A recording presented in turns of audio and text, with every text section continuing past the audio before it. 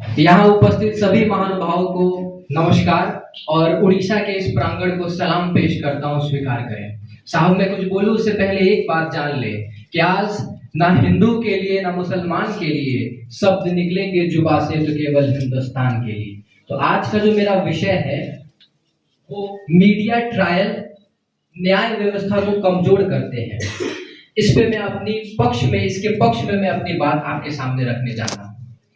सबसे पहले हमें एक बात समझना होगा कि जो भारत देश है वो विशेष इसलिए है क्योंकि हमारे संविधान में ये दिया गया है कि प्रत्येक नागरिक को एक प्रत्यक्ष और प्रामाणिक चीज, उसके कोई भी कार्य जब वो करता है तो उसे एक साफ इंसाफ मिलने का अधिकार है।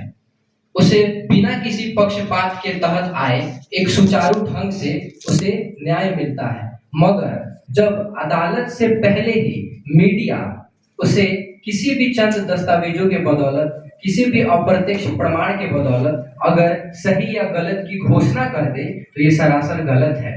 वो काम सिर्फ न्यायालय का है, कोर्ट का है, जो भी हमारे बिना प्रमाण के अगर वो हमें हमारे सामने कोई भी बात रखते हैं तो ये उनका अधिकार नहीं, वो इस देश के सबसे चौथे स्तंभ है।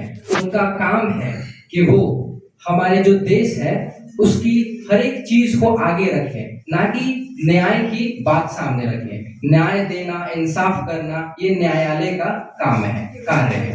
तो आज हमने देखा है बहुत सारे समय से कि बहुत सारे ऐसे उदाहरण हैं, जैसे कि सुशांत सिंह राजपूत का मैं उदाहरण आपके सामने रखना चाहूंगा कि उनके जो अदालत से कार्रवाई होने से पहले ही मीडिया द्वारा यह बताया गया था कि ये लोग अपराधी हैं, मगर जब न्याय मिला तो ऐसा बिल्कुल भी नहीं, कि एकदम ठीक उल्टा था। तो ये एक हमारा जो मीडिया का जो ट्रायल है ऐसा नहीं होना चाहिए।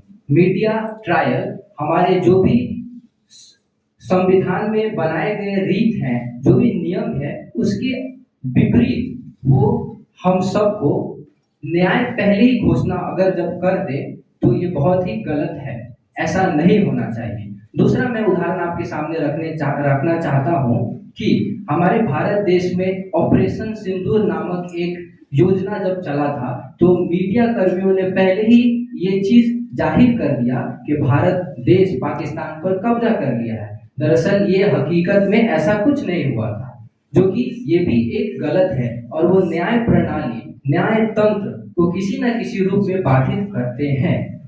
और मैं आपके सामने एक और उदाहरण रखने की कोशिश कर रहा हूँ कि जो हमारा न्याय तंत्र है उसे भी बहुत ज्यादा सही और गलत मामले को सामने रखने में भी परेशानी होती है।